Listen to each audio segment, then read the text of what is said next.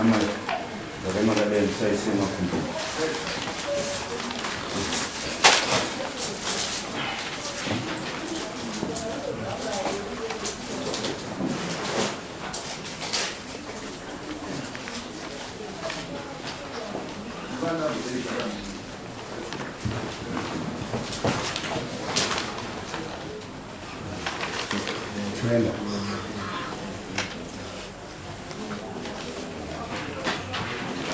ini makamira madanire ndimanire ndiri Barnabas badanire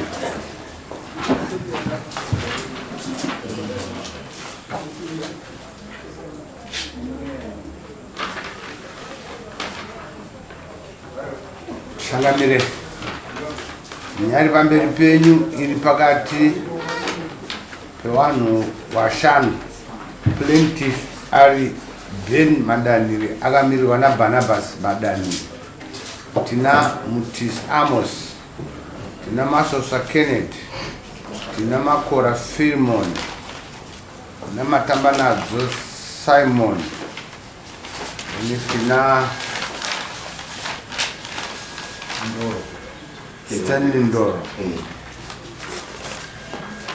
Nyaya dzavo dzese dzakangofanana sekuona kwandiri pamapepa avo. Nyaya ndeyekuti ibva papurazi pangu nevanhu wese wavakaisa yanembo dzako chitupa nemaredare izvozvo zvaitwa izvi. Akutaura izvozvo ndiBarnabas Madanire vari pamwe chete naBen vachitaura kune vanhu vashanu ivova.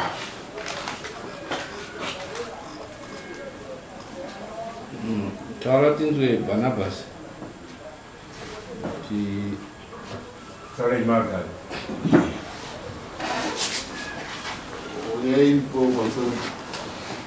Mushure Mambo.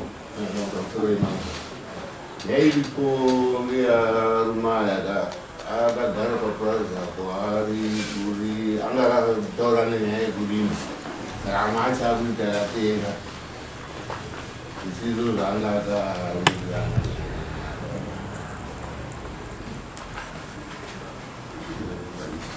Saka totanga na matambanadzo ndiwo kutanga ndi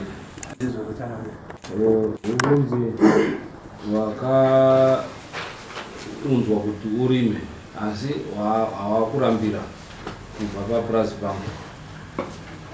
Ndikuzvinzwa changamire pamusoro yechangamire pamusoro yemakurukota pamusoro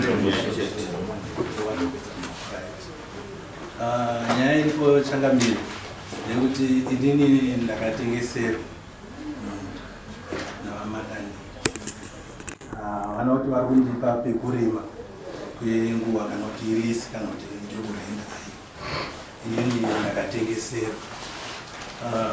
Zvakare changamire takauya namadanhire pano vakatotiti handei kwachangamire ndinokupai umbowo hwekuti tari tatengesera mugore ra2016. Ndofunga takauya pano regai ndikuratidzei tsamba yatakauya nayo pano. Apa ndopatakanyorerana tichisvika apa ndopatakazonyorerana tichiuya kuzeumbo pamberi pedare rino.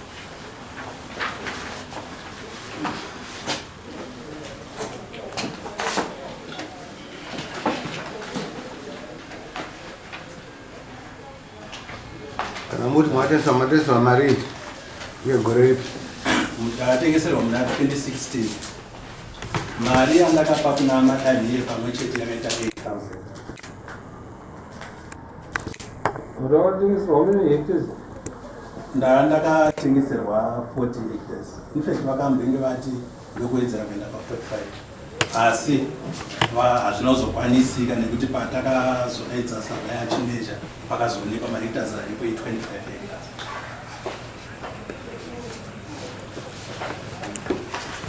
Aiwa, iwe utuya kwandiri wakauya uchiti uri kundoita risi kupurazi pasekuru wangu. Ndinayo kopi ndakasara muyaparupi ndiyo affidavit yandakadii yandakasaina kuti muri kundoita lisi kurima, not kuti muri kundotengesa, vari kundokutengeserai.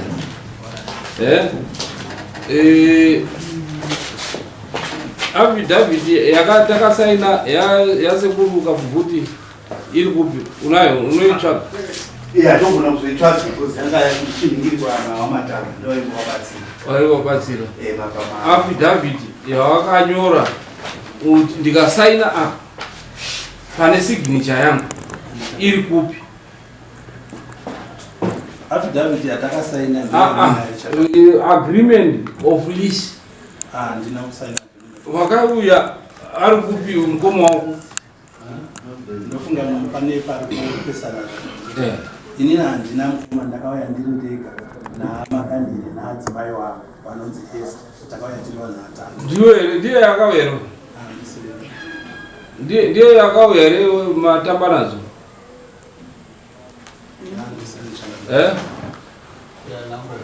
Akauya nemukadzi nemasekretari akauya ndeupi neaffidavit akasaina iwe uruti wakauya kunani? Ndakauya namadandire naadzimai wavo vanonzi Esther Mati. Ndo atakauya nawo tiri vanhu vatatu. Ngatinyorera tsamba iyi yakatirwa chidzidzo chavo papi?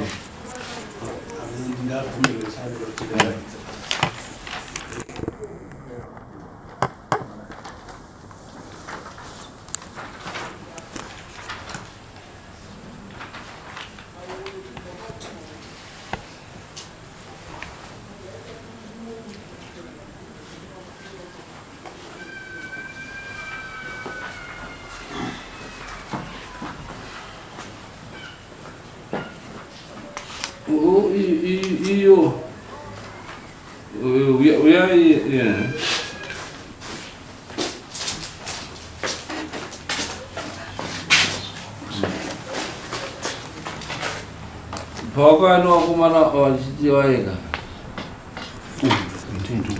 uyo iwe wakauya nawa masusu yangu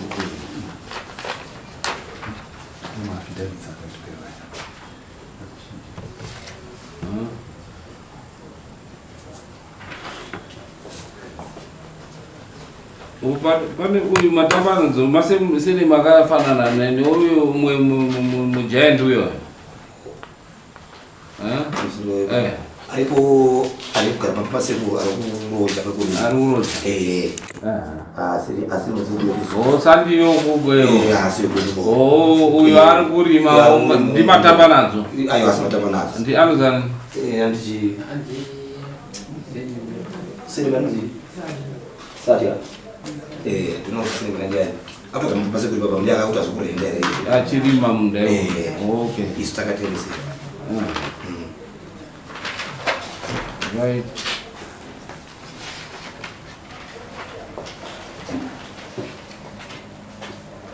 I remember wakauya Sekuru waruti watengesa maplot.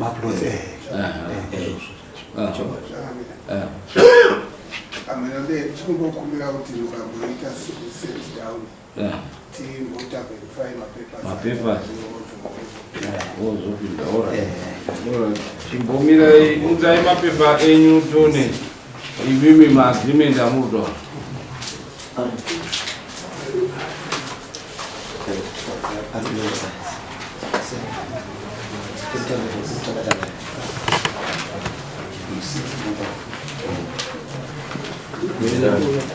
Mambo ita set down, Mambo ita sheda John.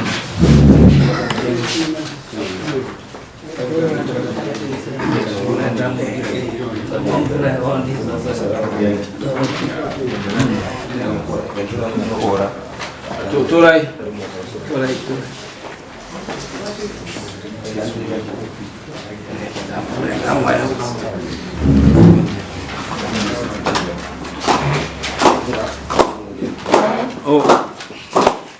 Mambo ama tata.